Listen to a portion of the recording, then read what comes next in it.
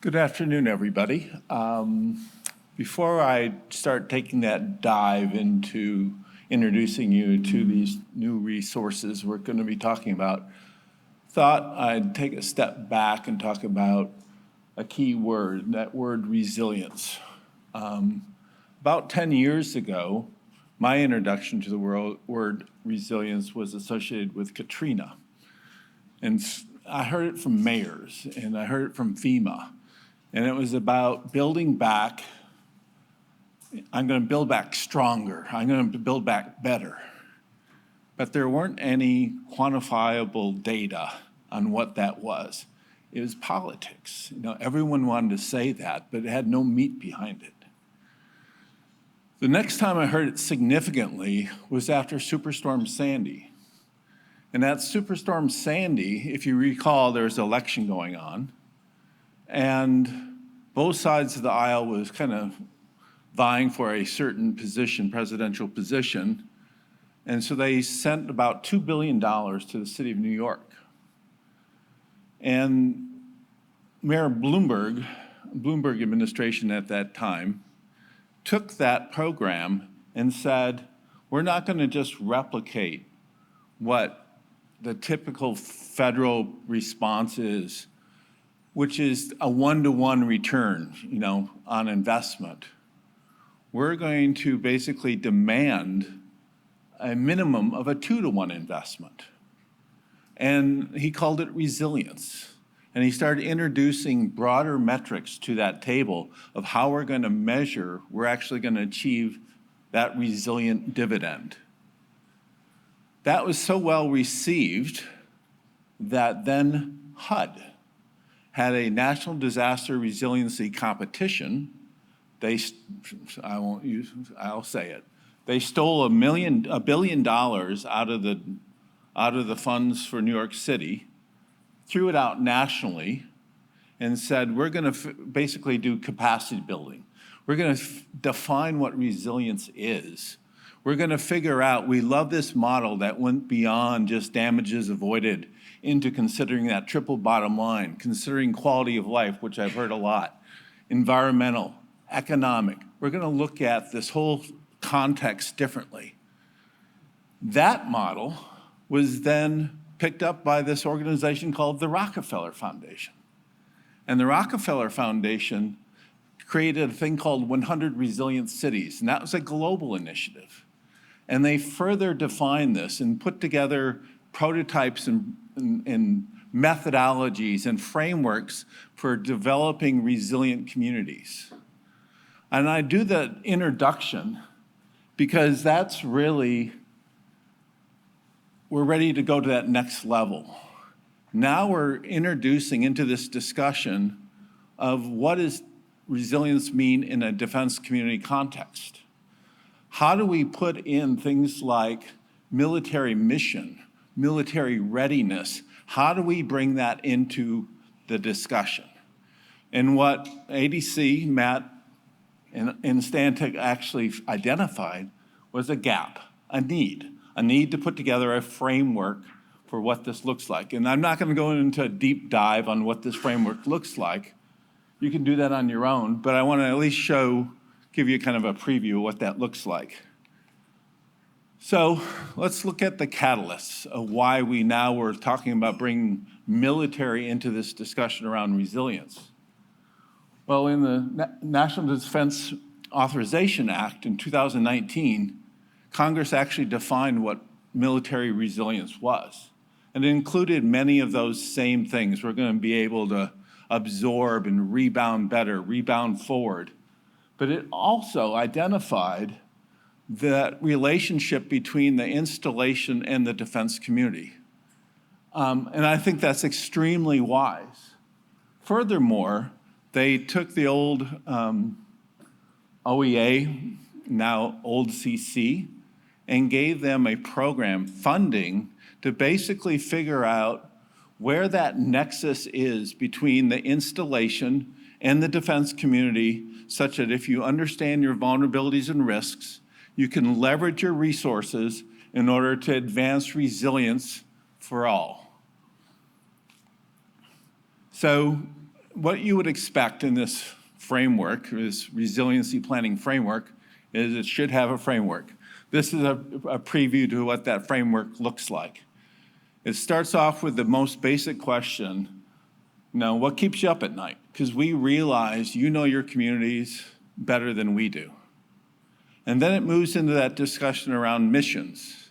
What is mission critical assets, infrastructure, and programs that really are important to advance resilience in your community?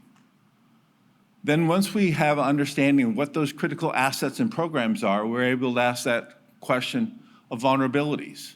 And we want to look beyond just natural disasters to also consider human-made disasters and pandemics and things like that. Then the word I like the best is risk. So once we have identified the vulnerabilities, we want to move into the world of risk. Risk is probability and consequences. And so, again, metrics and how you measure military installation readiness so you can do the consequence analysis is actually pretty well published. DoD has really published, NAFAC and Army have published some really good guidance, and they're advancing resiliency reviews inside the fence for energy, water, and cyber. So what this document does is now lets us understand our vulnerabilities and risks outside the fence, and so we can identify that nexus, which is the nexus for opportunities.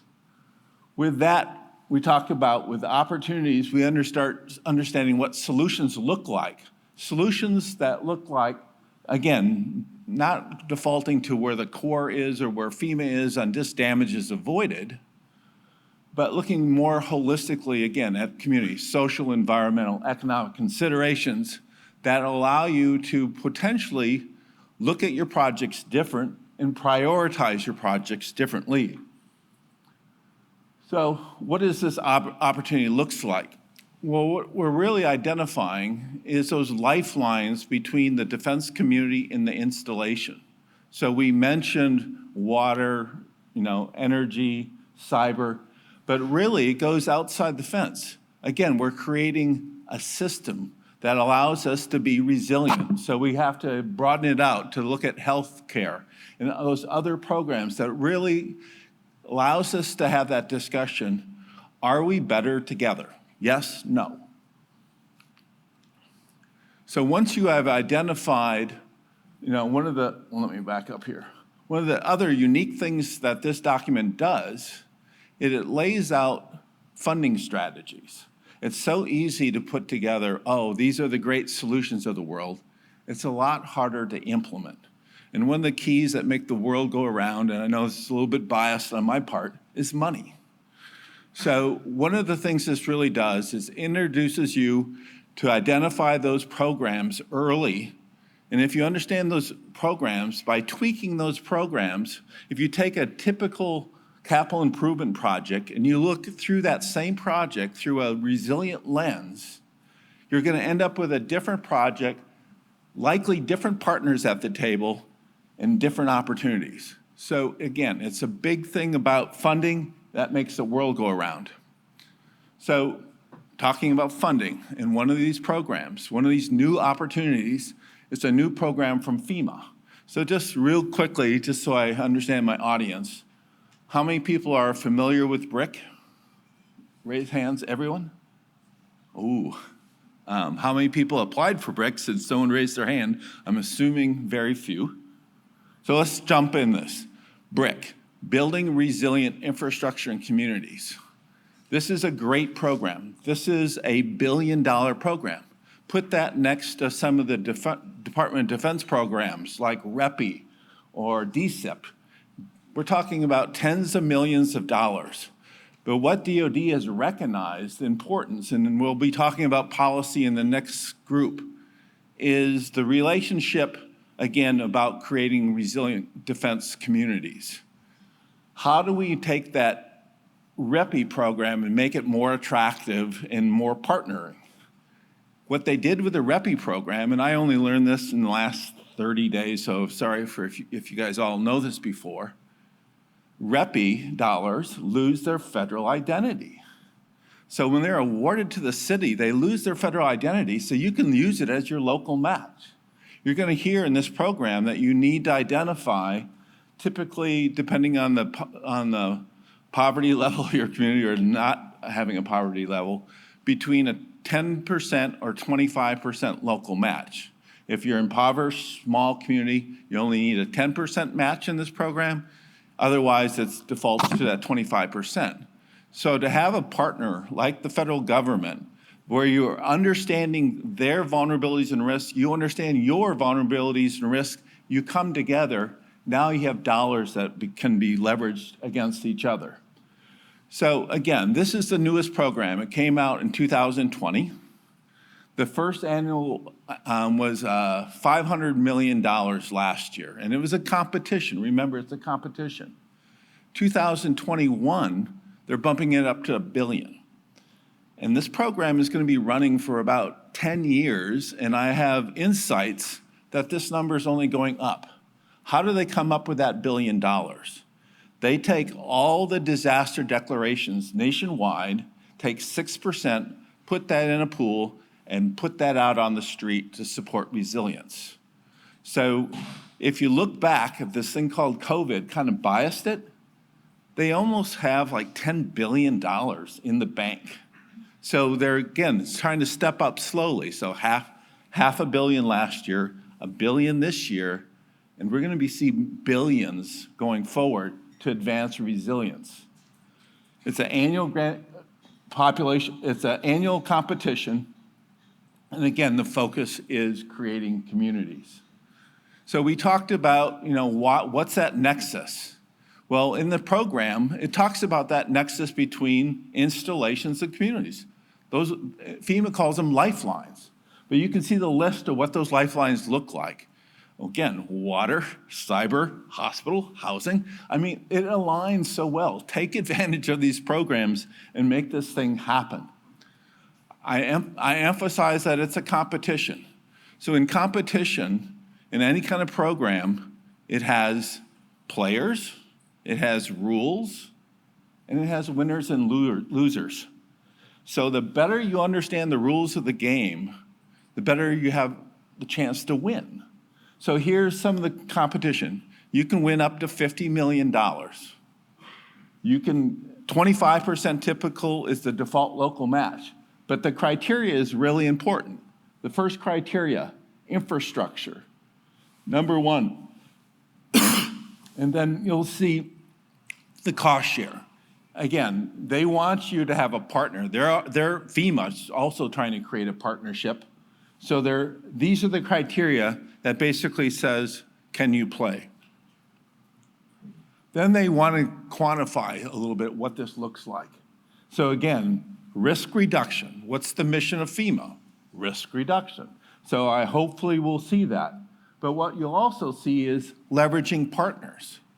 So what we saw under 2020, those communities that brought federal, state, local, even private sector partners to the table are the ones that got the money. Again, since these are 2020 rules on your right, it's really important to be looking forward.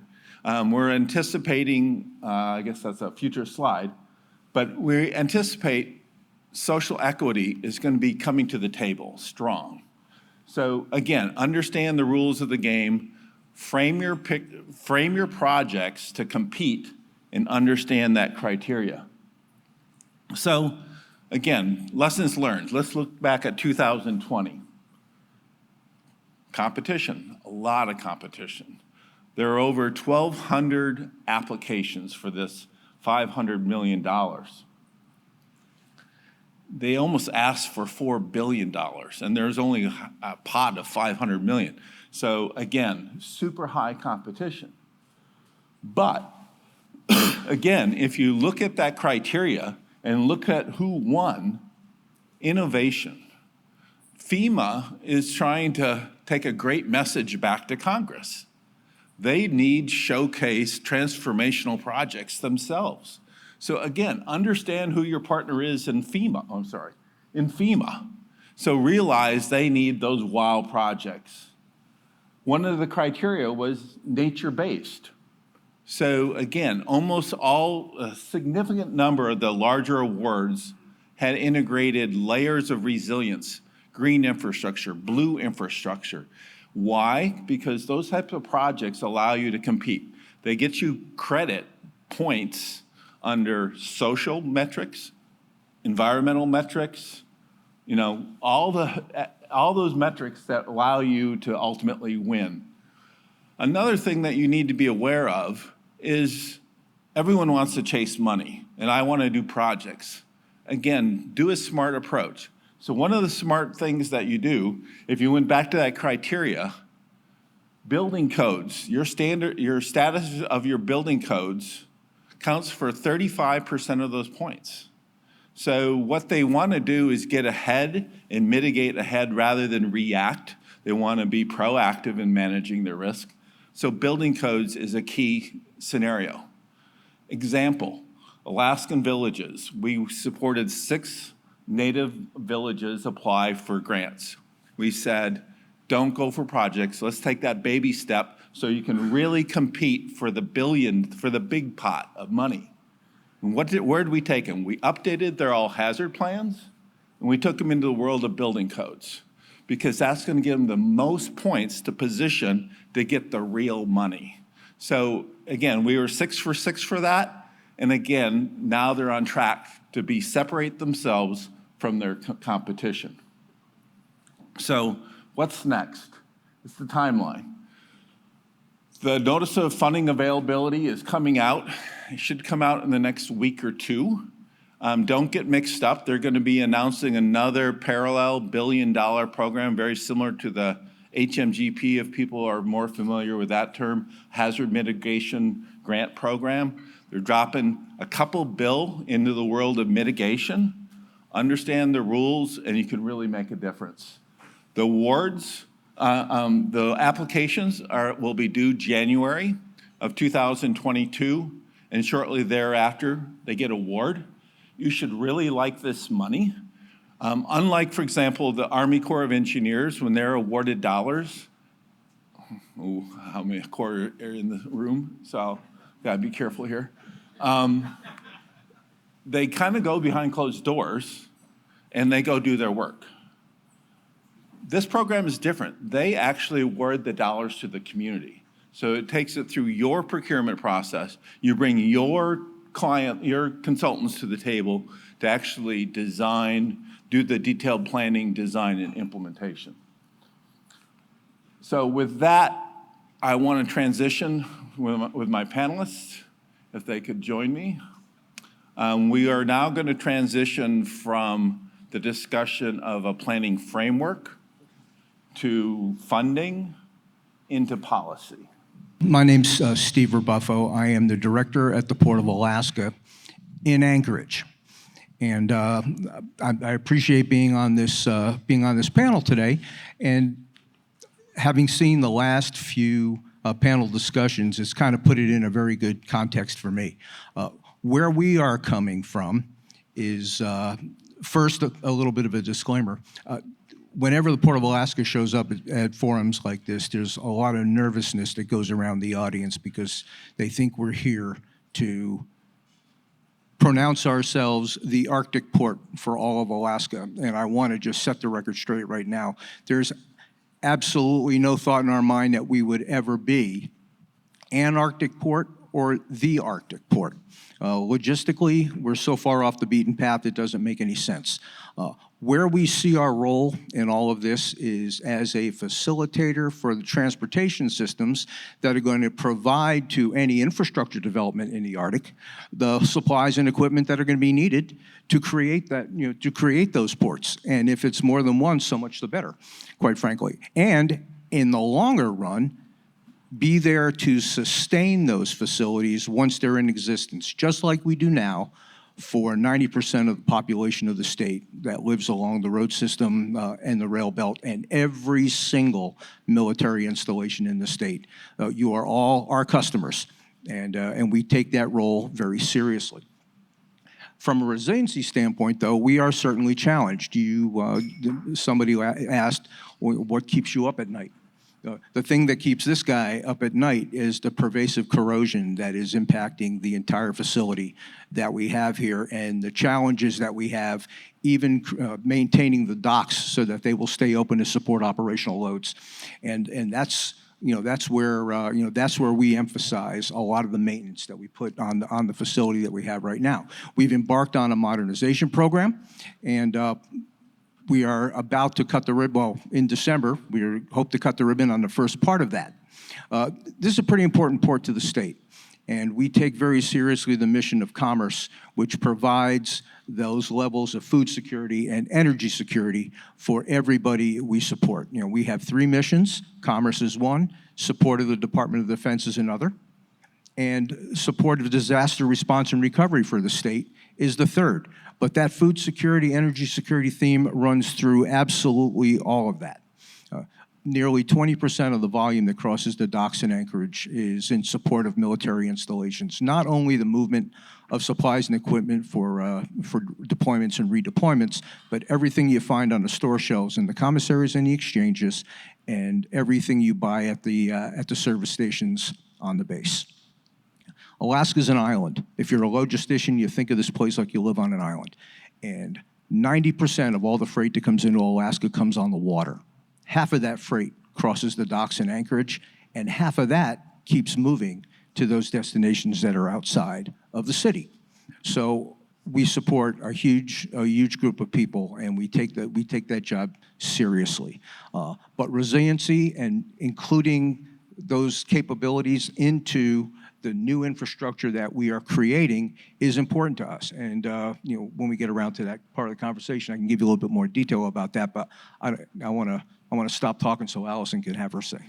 There you go, Allison. It's all yours. Thank you. Hello, everyone. My name's Allison Long. I'm a strategic planner for the Assistant Secretary of the Army for Installations, Energy, and Environment. Specifically, my role is to plan for what the Army's installation of the future will look like, or installations of the future, excuse me. So I heard a couple of different questions, I think, and so I'll try to do my best to answer them. One of the things really to focus on from the Secretariat level is that we are specifically focused on what the strategy is. So we talked earlier, this long-term approach within the Arctic and the Arctic strategy.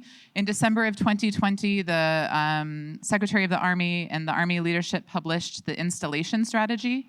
So you can go and look it up. There's a couple of great, really good visuals within there that give a synopsis of what it is. So what we are doing and focusing on our installations is 4 main lines of effort. So caring for our people, focusing on strengthening our readiness and resiliency, and then also ensuring that we're good stewards of the environment. So I just wanted to jump to that 4th one because that's really one of the reasons why we're here.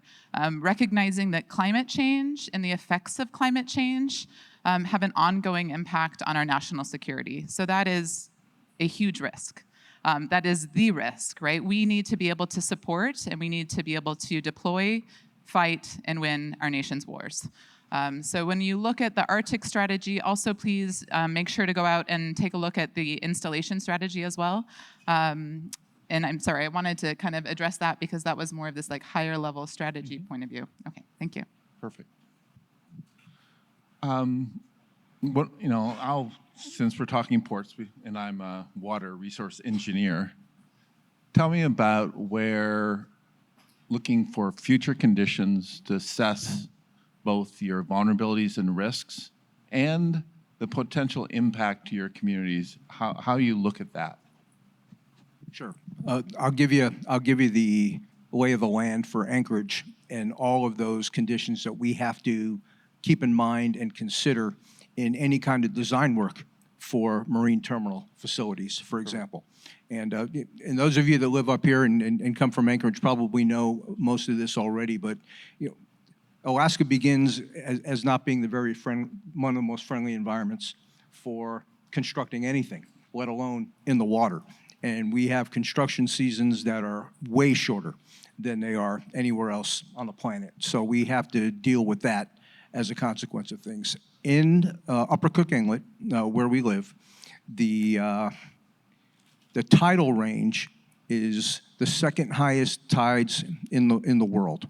The Bay of Fundy is the only other place where the tidal range differs from us. We see 4 tide changes a day, 2 highs, 2 lows, and 30 to 35 foot tide swings, and sometimes in the spring, as much as 38. Nothing ever washes up over the dock, but there's land on both sides of the pier where that certainly does happen. So in any construction designing that you're doing, you have to consider the fact you've got those kinds of tides today. Then there's this sea level rise thing that everybody's getting a little anxious about. So in our designs for the facility that we have under construction now, and for the greater, when we get around to replacing the cargo docks, we've actually added 4 feet of height to in the design to account for the fact that the day may come when you're going to have to deal with that. And it's easier to do when you're building it than it is to figure out how to do it when you got it. So that's all being taken into consideration now. One thing we do have going for us is way up at the top of Upper Cook Inlet, we're tsunami proof. So we don't have to put a whole lot of effort into figuring out how to protect yourself from a potential tsunami that's coming down the road. And we also have to worry about the fact we live in a very seismic environment. The current dock was built in the late 50s, early 60s, and the extension pieces of it were built in the mid to late 70s. There were no design standards for marine terminals back in the day. That's what, maybe 10, 12 years old now, where ASCE has published design standards for marine terminals. So it was a pickup game, and I think most engineers at the time, with the best of intentions, used bridge design techniques to figure out how to build piers and how to build wharfs. So we've got a facility ill-suited for the environment that it's in, given how seismic it is. We cut the ribbon on what was the Port of Anchorage in 1961. 3 years later was the '64 earthquake. It was the only port in South Central Alaska to survive the '64 earthquake, a little bit because it was only 3 years old, and a lot of it because it was the tsunamis that really wreaked havoc afterwards, and we didn't have that effect. But it changed the world of commerce for Alaska because everything used to go into Seward, and there was no Seward, and there was no Whittier, and there was no Valdez after that. So everything started to come up to Anchorage, and it never went back to the way it was.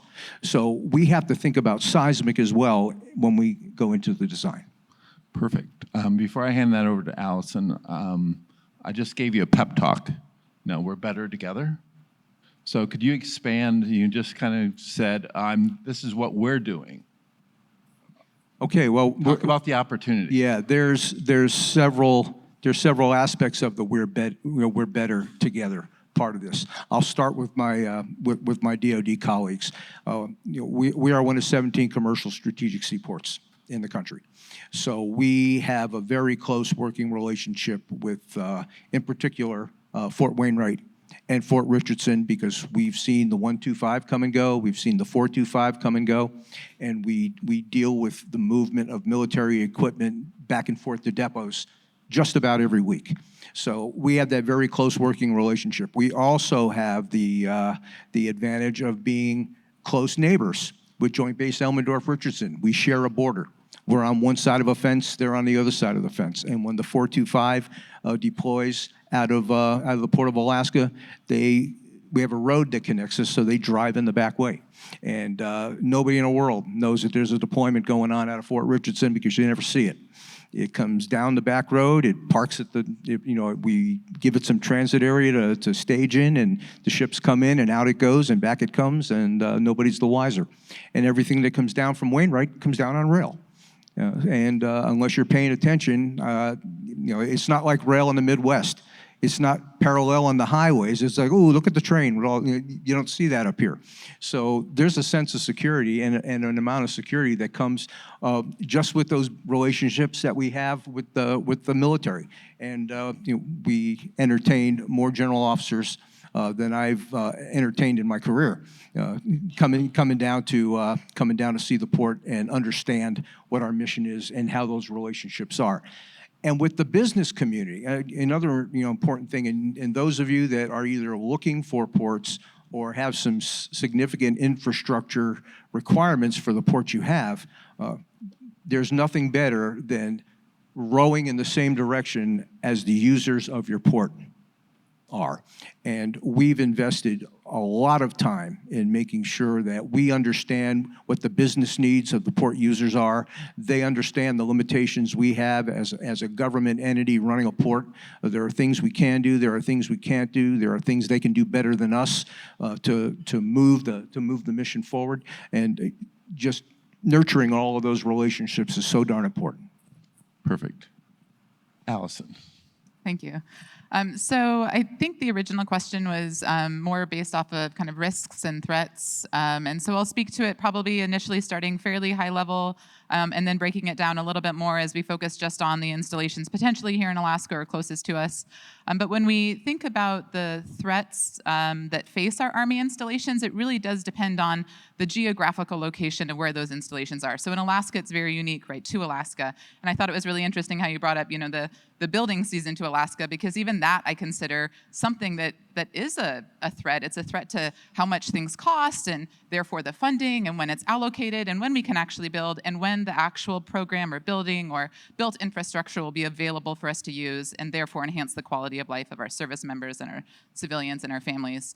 So when we think about physically where we're at and then the systems that support our built environment that are our Army's installations, or the other service installations. But of course, I work for the Army, so that's my number one focus. We actually want to acknowledge where those services will have interruptions. You had a number of them up on a slide, right? Energy systems and water systems, utilities, transportation routes, the supply transportation routes, right? We saw a big interruption during the pandemic, which was goods were not on our shelves. So there was an interruption, and then there was a change in how people behaved because of that interruption.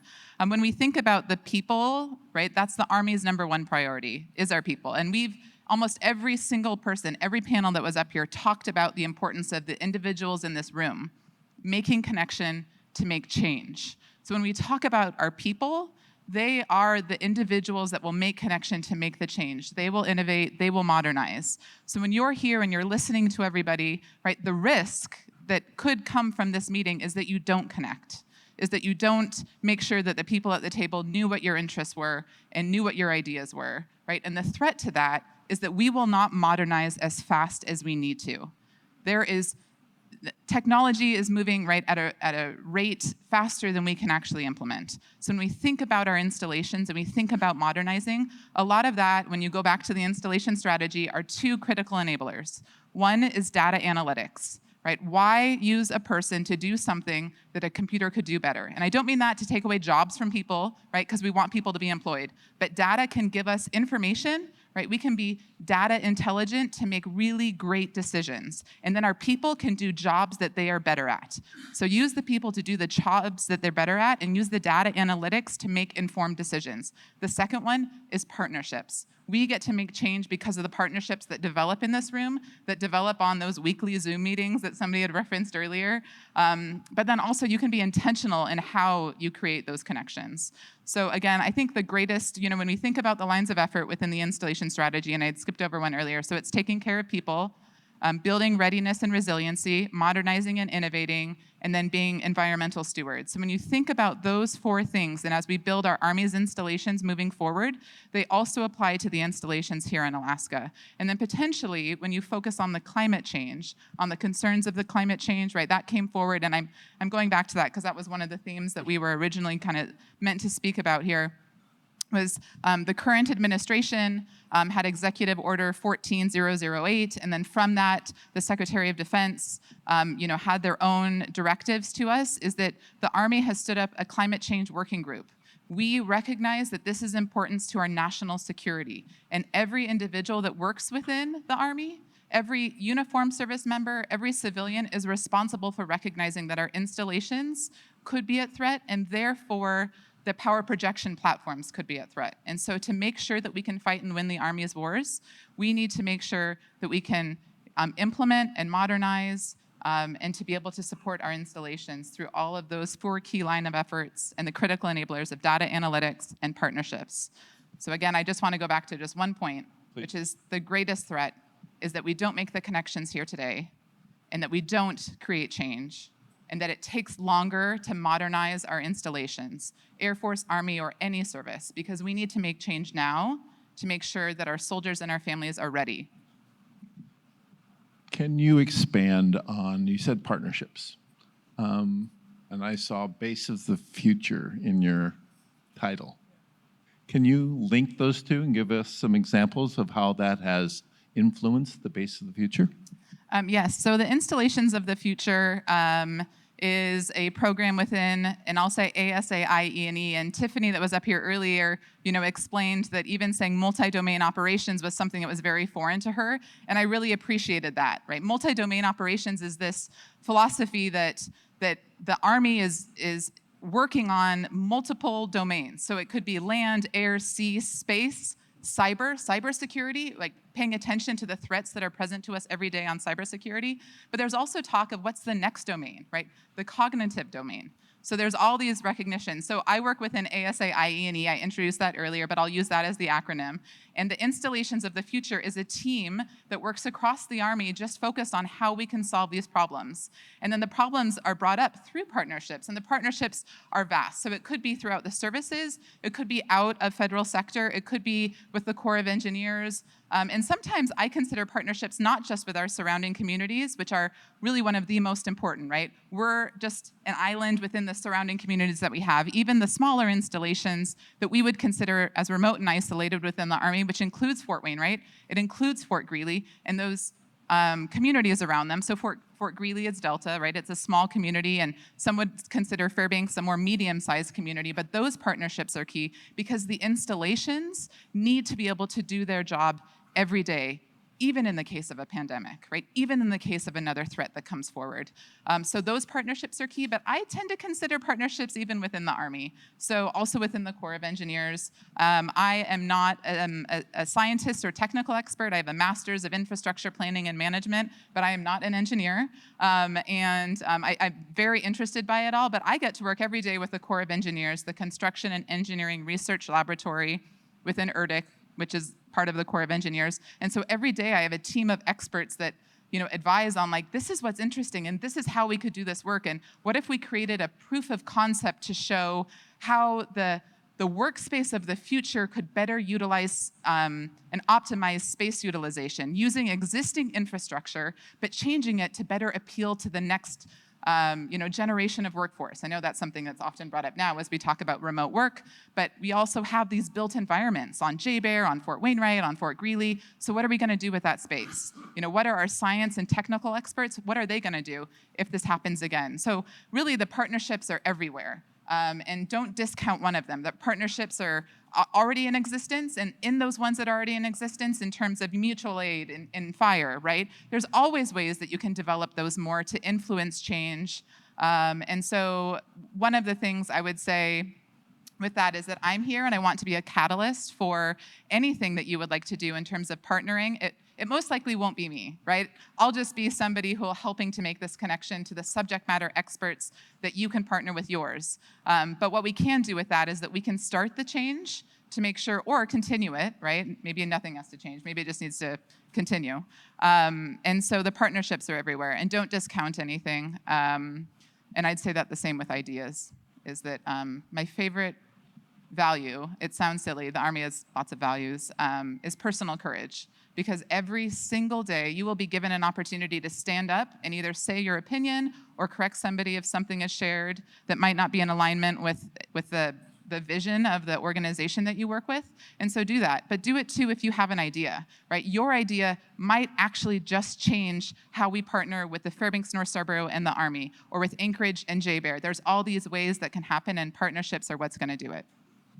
I would piggyback on that from a point of view that is, we who are not the military part of the partnership, I think bear more of the responsibility for making sure the partnerships stay intact than our military colleagues do, because you all come and go. and we are the constant. And we are the ones that know what's worked and what's not worked, and spend a lot of time educating the folks that come after the folks that we've just dealt with in order to keep processes working as efficiently as they have been, and on and on and on.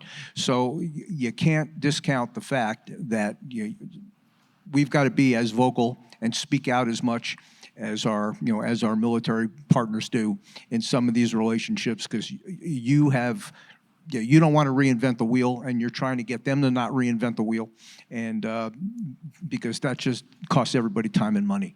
So take your role in that relationship as critical as it is, and don't let your military partners down by making them repeat mistakes of their predecessors when you had the secret sauce that would have made that not happen.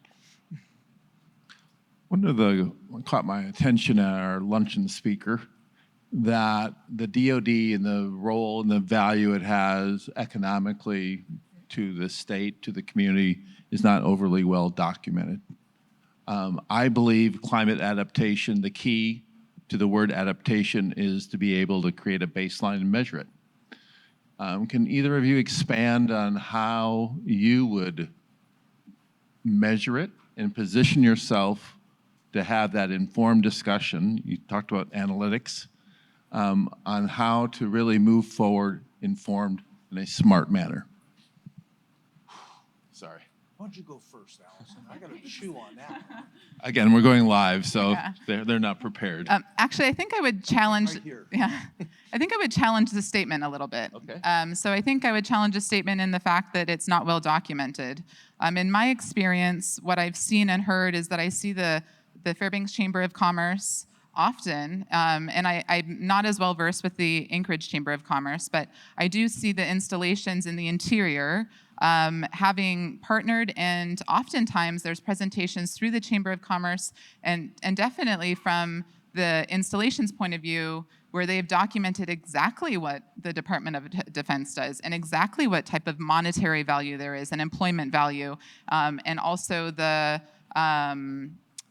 financial impacts to the surrounding community, not just with the income that is, or sorry, the pay necessarily that is given, or the employment that is given to an individual that resides in this community, but actually the infrastructure projects and the support, and then the collaboration, and potentially even things like the FEMA funding that you spoke to, right? Just by being a military community or a defense community, that you then are eligible for these programs, and therefore then you can receive extra support that maybe you wouldn't have otherwise. So I think I would challenge it a little bit, and even when he had mentioned it, I thought, oh, I wonder, how often it's briefed, or how often it's briefed from the chamber, because, and I apologize, I'm not a regular chamber attendee, but I do, I know, I see Janelle, thank you, but I know that it's often spoken to, and the presentations are given, and I would only, and I'm making the assumption, and we all know what that means, but right, I would imagine that Anchorage does the exact same thing, and JBEAR has a team that does it, right? The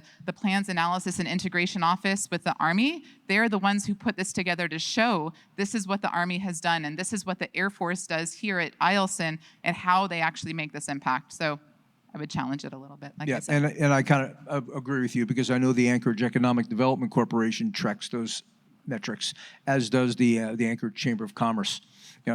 We may not vocalize the numbers as frequently as some other places might, but the fact of the matter is that the understanding and the appreciation for what the military provides to the community and the relationships are well documented and spoken well of. It's one of the reasons why those of us that retire and move away find our way back. It's not a hard decision to make, to do that kind of thing, because this has been one of the most welcoming places I've ever been, and I think there's a lot of folks that share that sentiment in uniform. I was just going to caveat, I actually really appreciated the energy of the individual that presented at lunchtime, because I think that's a really hard time to present. But then also I took it as a point of reflection when he was speaking to the data points, and potentially that it wasn't, or it could be shared more widely and be better known by individuals, that I was wondering, what forums do we do it, and how is it presented? And then even how, sometimes different units within the Army actually advertise, to get soldiers to come to that unit. So maybe as a local installation, we need to advertise and show to our local communities what actually goes back to them, instead of just relying on a couple meetings or a couple presentations, and it's more thought of we would like to show you. And that very well could happen, but I did take it as a point of reflection. You'll like this question better. What good question did I not ask you? And please expand, and then I'd like to open it up to the audience. Sure. Well, you could have asked me,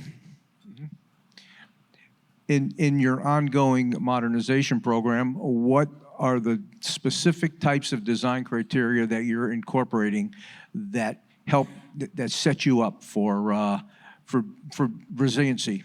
Please do. In the future. I actually know the answer, which is why I said that. I mentioned earlier that we've accommodated in the design sea level rise, and this is a guy practicing engineering without a license. Okay, so bear with me if you're an engineer out there.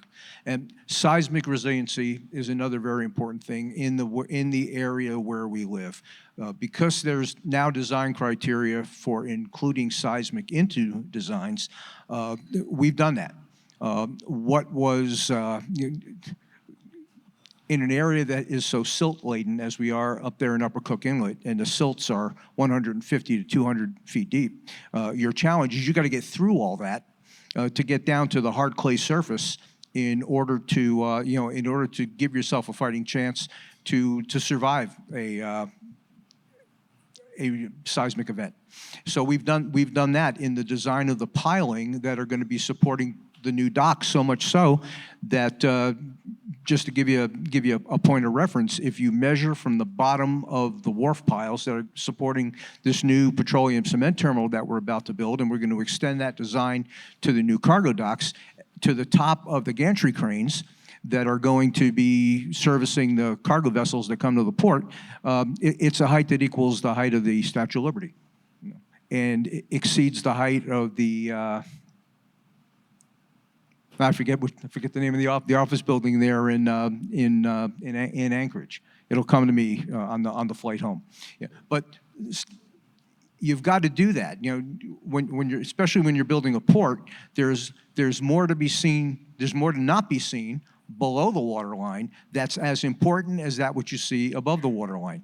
And we've gone to steel reinforced concrete fill inside the pilings. That was not what was in effect when the port was originally constructed.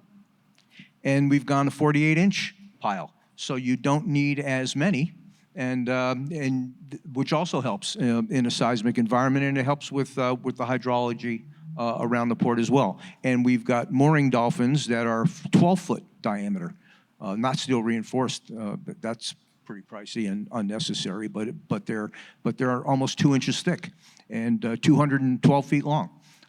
To get back down in a hard pack, to give you that resiliency, and a service life of 75 years, as opposed to just 25, 30 years, which is what the standard kind of sort of fell into in most developments that happened in the 50s and the 60s. It comes at a price. But it's the price better to pay than it is finding the dock in the water at the worst possible time. And as I mentioned, part of our mission is disaster response and recovery for the state, and there isn't a federal or state disaster response plan that doesn't assume the Port of Alaska is going to be there to be part of the solution and not the problem. So all that has to play into our design. Great question. Thank you. Allison. I think I thought about this while he was talking. I think the question that I would suggest you ask me is about examples of what we're looking at for the installation of the future, or installations of the future. So I'll just overview a few of them to show you some potential examples, and then also maybe it'll get some of your minds working through what also could be some solutions for the installations here in Alaska. So we are looking at autonomous vehicles and artificial intelligence, and how to use that type of technology to support the built environments on our installations. We're also looking at understanding facility investments so that it can be prioritized and nested better within the Army's priorities, right? As you talked about capital improvement projects and prioritization of those. Obviously, the Department of Defense has the same thing there. There's this continuous strain on our resources, so how do we make sure that the investments that we're making are the most valuable and will have the long-term impacts that we want to see, in 10 or 15 years, not just necessarily what's going to solve a problem right now or what we see right now as the problem. So we're looking at facility investments. We're also looking at ways to use existing infrastructure like CCTV systems and nesting analytics within that to, again, remove some of the responsibilities of the individuals that work within our facilities and within our services, and to give the most basic of those to a system to actually analyze when something does go wrong, right? Or when there is an option to take faster action instead of waiting for somebody to report it and then to go back to see the CCTV or to see it based off of some other information. There's also a lot of master planning focuses in terms of how we better utilize the space that we have. I talked about that. Also our energy and water infrastructure that we have on our installations, so that there is no end to the opportunities that we have to make a change within our Army's installations. And while I recognize that I do not work for the other services, I will say the same for them, right? So I'm definitely projecting onto it. There is no end. We are here to partner. We're here to make sure that our installations grow and prosper and that our service members are supported, but so that we can get to the end state of making sure that we can fight and win the Army's wars. I have to ask one more question on that. When I hear about mission critical and these great things you're doing, how comfortable is the Department of Defense sharing this information with the community, as it basically is potentially exposing a vulnerability or risk of that installation? So can I ask a question of clarification on your question? Sorry, everybody. Of course. Just want to make sure I'm answering the right thing. So you were saying, like, how open are we to sharing the projects or the vulnerabilities or? Any of the above, because to create this partnership, you have to understand each other's vulnerabilities and risks, so you have the opportunity to potentially leverage knowledge, et cetera, such that we're better together. Yes. So there's risk in that. There is risk. And then I think part of that is really assessing what risk is, where's the value of taking that risk and what risk you cannot take. And I will not pretend to speak for any of our installations, right? I am not in that role to be in a command position at this point. Each installation has their prioritization of where they can and they cannot take risks. And so it is their responsibility to recognize what they can and cannot share. And there's also some legal obligations in all of that, and what would be defined by the OSD level or the Army or somewhere else within the chain of command. But it doesn't hurt to ask, to have an idea of what you think, where there could be partnership, right? And I just gave out those options, the proofs of concept that I named, but part of that was just to show that these are ideas, that we're looking at how we can do this. And so you yourself might have ideas, or your office place, or the community that you work in, or the city or state government that you work within might also have ideas. And so please bring them forward to the installation that you work closest with, because it is really that command structure that will know where the risk can be taken, and the value to the risk as well. Perfect. Is Brittany out in the audience someplace? Does anyone have any questions? I can walk out there with a mic.